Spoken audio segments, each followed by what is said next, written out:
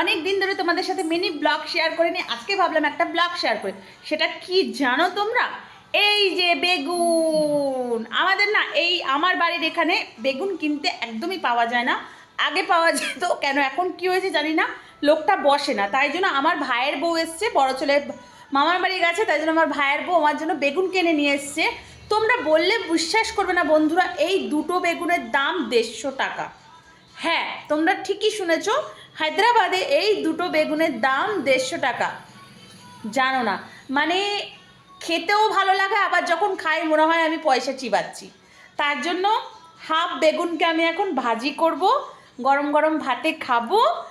আমি একা খাই, আমার বর ছেলে কেউ খায় না। আর হাফ বেগুন আবার কালকে খাবো। আমি কি করি, একটু ডিফারেন্ট স্টাইলে করি। নুন হলুদ লঙ্কারগুলো বেশ ভালো করে মাখিয়ে ফ্রাই করি, খারাপ লাগে না খেতে, ভালো লাগে। তো ভিডিওটা ভালো লাগলে লাইক সাবস্ক্রাইব শেয়ার করতে ভুলবে না।